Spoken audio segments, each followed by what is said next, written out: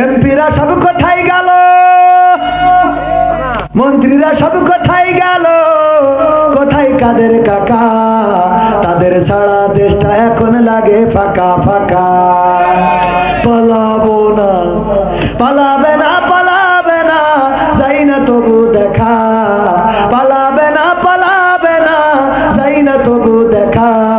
তাদের সারা দেশটা এখন লাগে ফাঁকা ফাঁকা, ওদের সারা দেশটা এখন লাগে ফাঁকা ফাঁকা।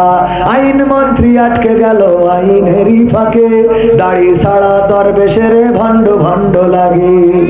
আইন মন্ত্রী আটকে গেল আইনেরই ফাঁকে, দাড়ি সারা দরবেশের ভণ্ড ভণ্ড লাগে। শুনছি কত নেতা নেত্রী খাইতেছে ভাই ডান্ডা, বিচারপতি কালামানিকের ফাটিয়েছে আন্ডা। পলকের ঝলক গেল, পলকের ঝলক গেল থামিয়ে নেটের শাখা। তাদের সারা দেশটা এখন লাগে ফাঁকা ফাঁকা, ওদের সারা দেশটা এখন লাগে ফাঁকা ফাঁকা। কই গেল সেই সংসদেতে মমতাজের গান, কোথায় গেল হযরত বালা শামীম ওসমান? কই গেল সেই সংসদেতে মমতাজের গান, কোথায় গেল হযরত বালা শামীম ওসমান? ইনু মেনন দীপু মনি আছে কারাগারে, বাপ করিলেও পাপ কখনো ছাড়ে কি আর তারে?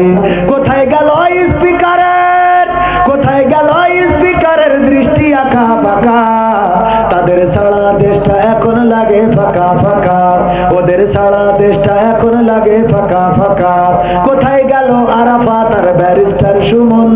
কথা বলার সময় তারা করেনি ওজন। মুরগি কবির খাইছে ধরা, জাফর কোথায় আছে?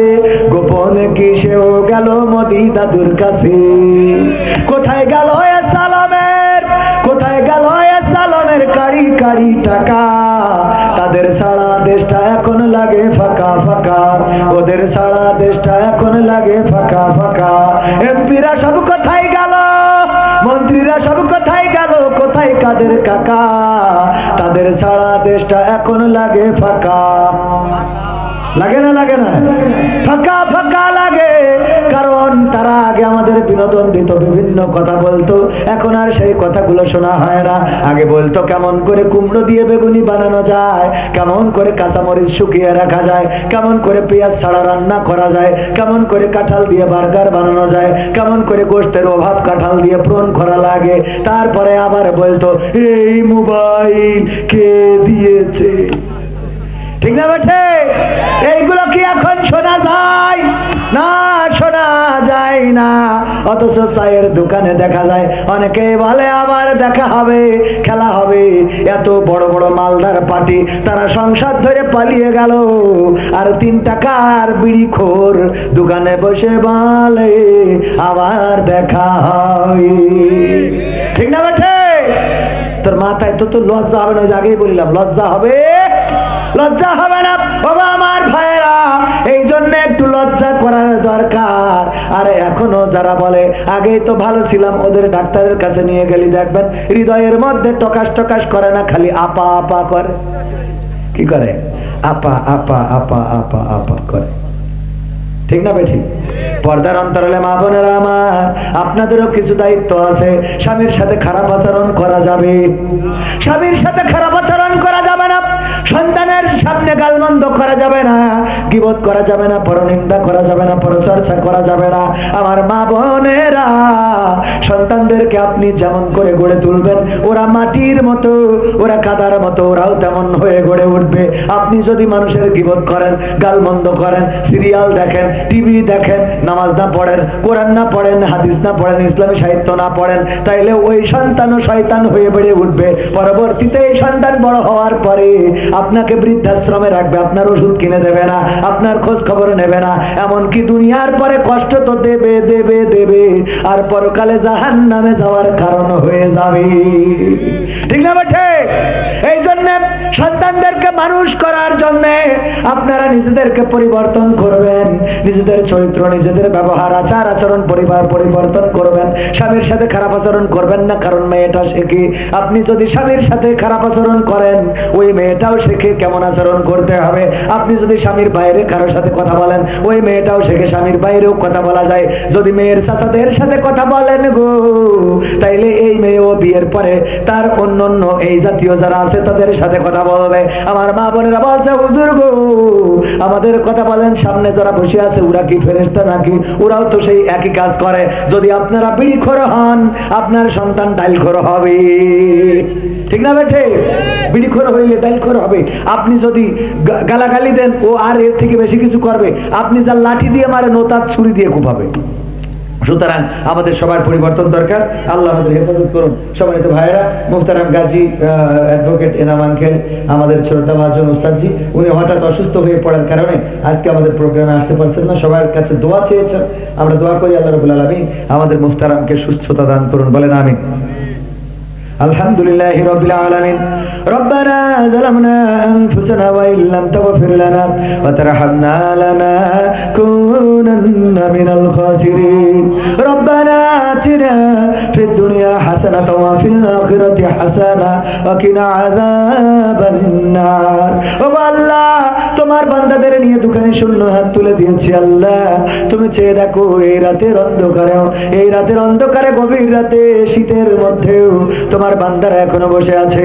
আল্লাহ, যারা বসে আছে তুমি সকলকে তোমার শাহী দরবারে কবুল করে নাও। আল্লাহ, তুমি আমাদের সকলের জীবনের গুনাহ খাতাগুলো মাফ করে দাও। ওগো আল্লাহ, তোমার কাছে খাস করে ফরিয়াদ করি, আমাদের যাদের মা নাই, যাদের বাবা নাই, চিরজন্মের মতো বিদায় নিয়ে চলে গেল, অন্ধকার কবরে ঘুমিয়ে আছে, কেমন আছে জানি না, কোন অবস্থায় রেখেছো জানি না। আল্লাহ, তুমি দয়া করে আমাদের পিতামাতা যারা চিরজন্মের মতো বিদায় নিয়ে চলে গেছে, কবরগুলো জান্নাতের বাগান বানায়া দাও। ওগো আল্লাহ, তোমার কাছে হাত তুললে জীবনের গুনাহ খাতাগুলো মাফ করে, গুনাহ খাতাগুলোর কথা মনে পড়ে যায়।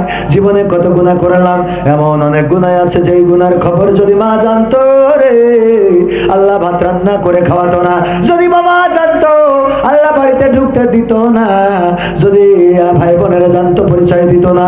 সন্তান জানলে বাবা বলে ডাকতো না। স্ত্রী জানলে সংসার টিকতো না। এমন অনেক গুনাহ আছে পৃথিবীর কেউ জানে না, জানো তুমি আল্লাহ। ওগো আল্লাহ, তোমার কাছে কাজ করে ফরিয়াদ করি যে এই গুনাহগুলো গোপন রেখে দিয়েছো, ওই গুনাহগুলো গোপন রেখে দাও, আর পরকালের ময়দানে প্রকাশ করে দিয়ে আমাদের লজ্জায় ফেলে দিও না।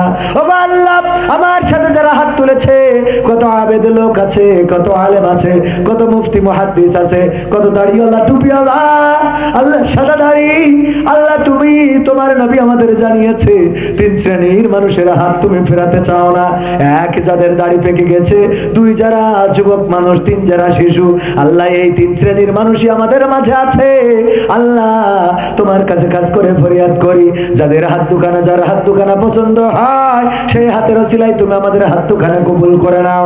ওগো আল্লাহ, খুজালিপুর দক্ষিণ পাড়া যুব উন্নয়ন যুব সংঘ, আল্লাহ তারা যে কাজগুলো করে, এই কাজগুলো আমৃত্যুকাল করার তৌফিক দান করে দাও।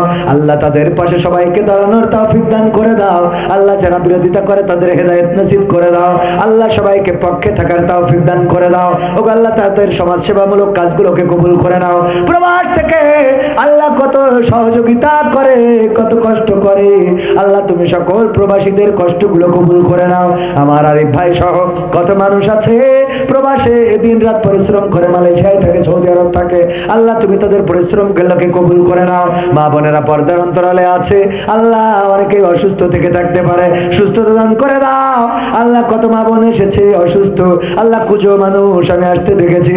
ওগো আল্লাহ, আমার মা বোনদের মনে, যার মনে যে চাওয়া আছে, চাওয়াগুলো পাওয়া করে দাও। স্বামী স্ত্রীতে যাদের মিল মহাব্বত নাই, আল্লাহ সংসারে শান্তি দাও।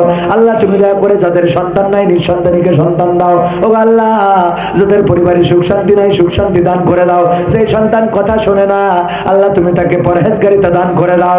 ওগো আল্লাহ, তুমি তুমি আমার যুবকদেরকে দাড়ি রাখার তৌফিক দান করে দাও, টাকনুর উপরে কাপড় পরার তৌফিক দান করে দাও। আমার ইউটিউবারদেরকে কবুল করে নাও আল্লাহ, দিন রাত পরিশ্রম করে গো আল্লাহ, তুমি তাদের আয় রুজিতে বারাকা দান করে দাও। ও আল্লাহ, আমার অ্যাডভোকেট তাজউদ্দিন ভাই আছে আমার পাশে, আল্লাহ কবুল করো। অ্যাডভোকেট গাজী এনামুল হক সাহেব অসুস্থ, আল্লাহ সুস্থতা দান করে দাও। আলোচনা করেছে গোলাম রব্বানী ভাই সহ যারা, আল্লাহ তুমি তাদেরকে কবুল করে নাও। ও গো আল্লাহ, তোমার কাছে আখেরি ফরিয়াদ, মালাকুল মাউত যেদিন আসবে জানটা নিয়ে উড়াল দেবে আল্লাহ, মরণ কালে আমাদের সবানের জবানে জারি করে দিও আখেরি কালেমা লা ইলাহা ইল্লাল্লাহু মুহাম্মাদুর রাসূলুল্লাহ সাল্লাল্লাহু আলাইহি ওয়াসাল্লাম।